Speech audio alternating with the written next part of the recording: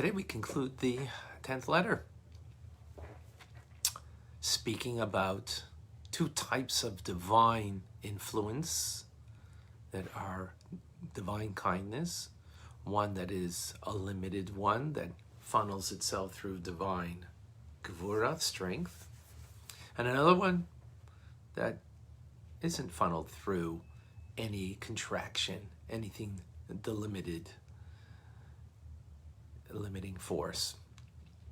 And in order to access that, everything that comes from above is through our divine service down here below. So we need to have a limitless kindness too, which is giving without a limitation. Giving not based on an obligation, meaning giving so much because this is how much I'm obligated, or in other terms, this is how much I'm comfortable. But going beyond that and giving the needs of the one that's been given to. And that's what we learned, and therefore that elicits through our infinite form of giving, infinite meaning we don't put a parameter on it. We don't put a parameter on it that, this is how much I'm comfortable, this is how much I need, I'm obligated to give, but beyond that. As the Alter Rebbe said, that when it comes to healing our physical body, we don't put parameters. We do whatever it takes to heal our physical body. Well, then our spirit, which needs healing, also needs to have that parameter, and all the more so that we should give then also without limitation.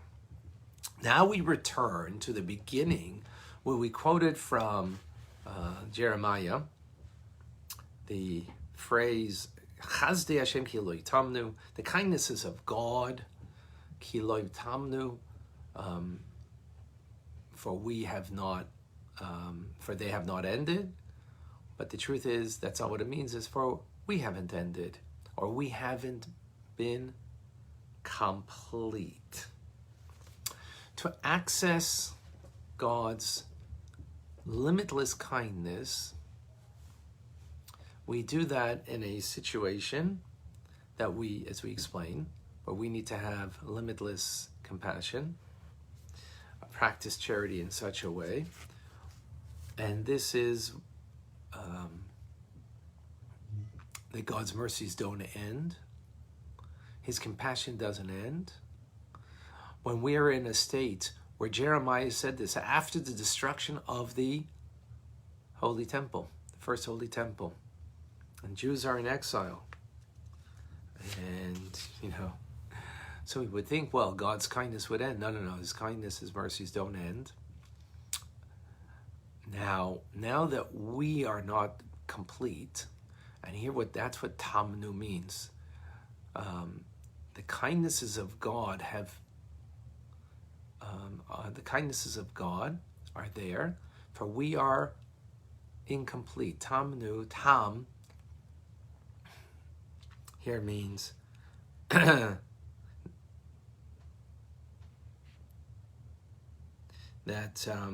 from the word tamim, because we are not perfect. Kiloi, because we are not complete. We're not pure. Why? We're in exile now. Destruction, Holy Temple.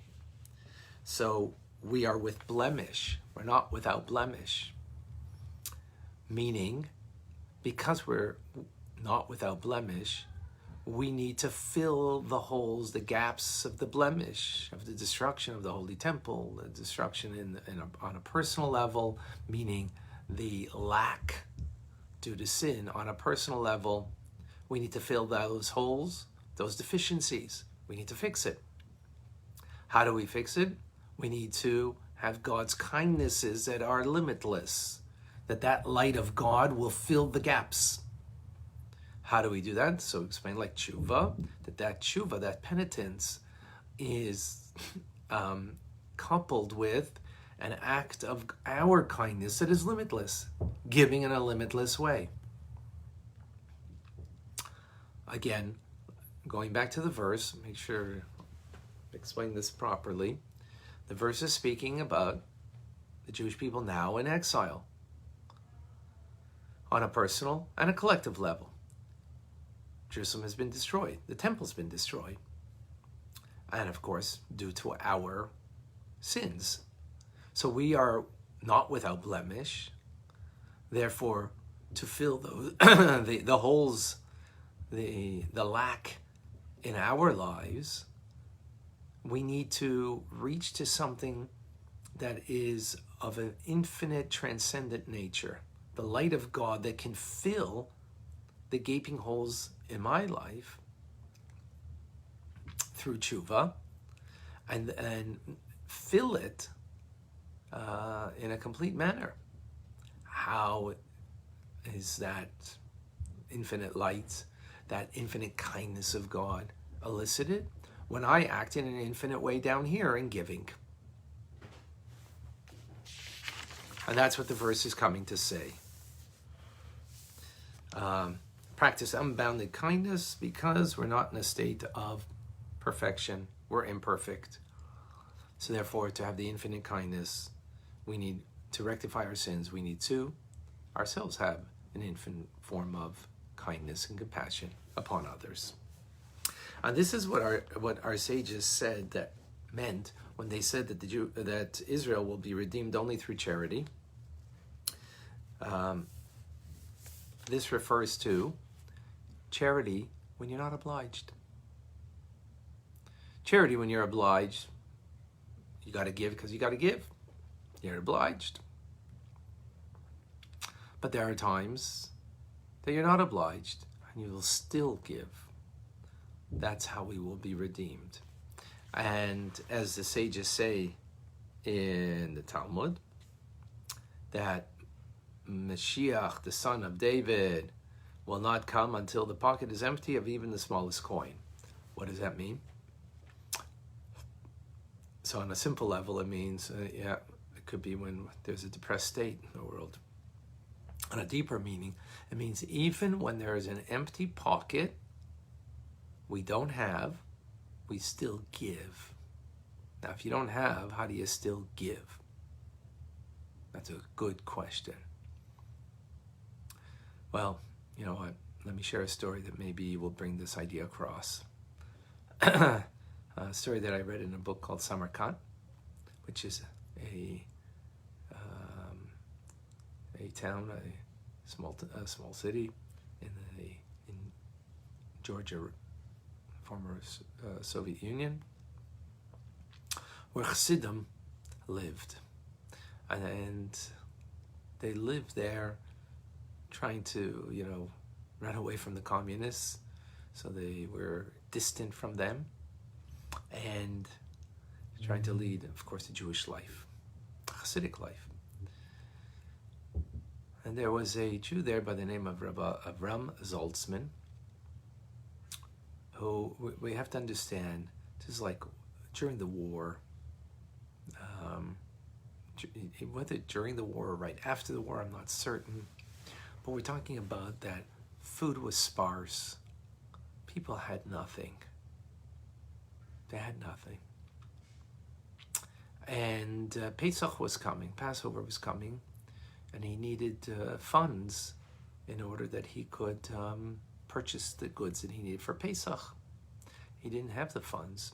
So he went to borrow. He went to borrow funds from someone who did have for 3,000 ruble.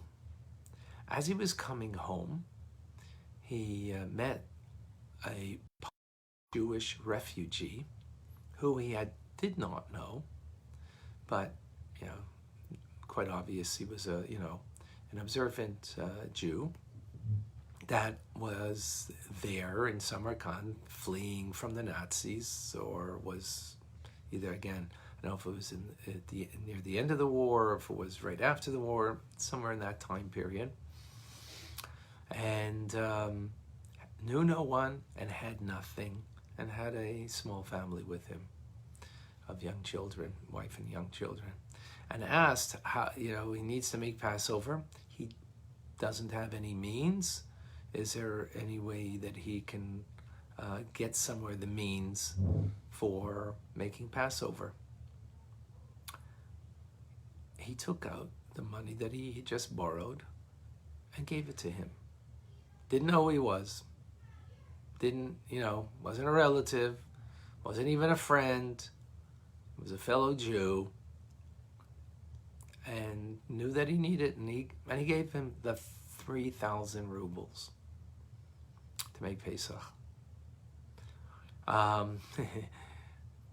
His wife, asking for some of the money so she could start preparing for Pesach and, buying the things. And he went, Finally, it came out that he gave the money away. She said, well, why couldn't you at least keep half of it for us? Give them half, us half. She didn't say, give them 10%, 20%, right? Give them a minimal amount. Keep for us the most. No, she said, half. Says, you know what? They really needed that money. They don't know anybody else. We know a lot of people in the community here were well known and respected. I'll be able to get more monies. And so that's what motivated him. Someone else needed, he didn't have. And what's the difference? This goes back to the ninth letter, connects it. What's the difference is if I have it or someone else has it. That's an infinite form of giving. If I'm giving, why is it that I have to have? So, okay, as we learned previously, there's a responsibility you have to your family, and so on. But here he knew he was going to take care and be responsible for his family, so he was going to be able to get more funds. But that's an infinite form of giving, a complete selflessness. It's a famous story also from wartime, right after the war. The Rimnitzer Rebbe had a matzah factory to make matzah, shmor matzah. And he he was offering everybody 3 matzahs, no more than 3 matzahs. That way everybody would have. I don't know if it was the Klosenberger Rebbe, son came from the Klosenberger Rebbe, it might have been another Rebbe, but another holy, righteous person sent his son and said, my father needs 6 matzahs. And he says, I'm sorry, but everybody, only 3, He says, my father insists on having 6 matzahs. And he impressed him so much so that finally he gave him the 6 matzahs.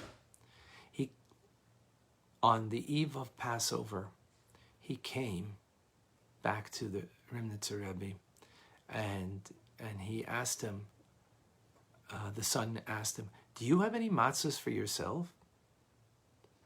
And he shrugged, he said, I gave the last out. He says, my father knew that that's what you would do, and that's why he insisted on 6 matzahs. Here are 3 back. What led the Rimnitzer Rebbe to do that? It's because, the mitzvah of eating matzah, I have the obligation, and another Jew has an obligation. Same obligation. No. So, what's the difference if I fulfill it or he fulfills it? It's only going to be one of us. So let him be the one to fulfill it, the mitzvah. Therefore, he gave. That's real giving in an infinite way. It's not about you. It's not about you and your,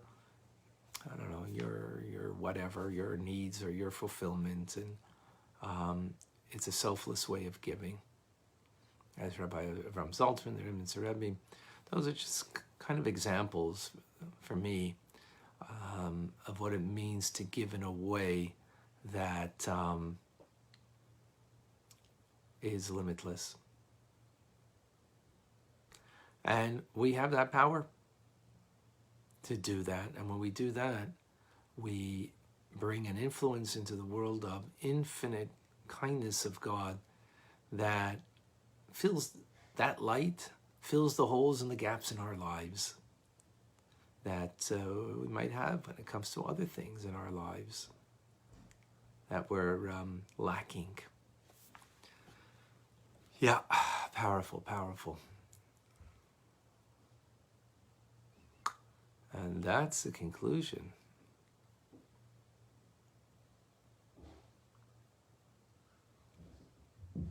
Cindy from Florida, Cynthia from New Jersey, Margot in Belgium, Ilona in Montreal, Joanne from Switzerland, Eduardo from Brazil, Susan from Scranton, Pennsylvania, Adrian from Australia, shalom, Joanne, Irene,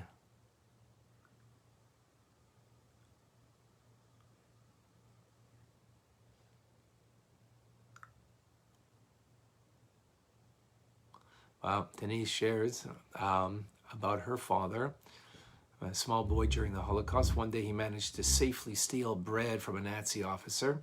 He looked at the others around him and shared the bread with them. That's infinite giving. Yeah, that's infinite giving, absolutely. Thank you for sharing that, Denise.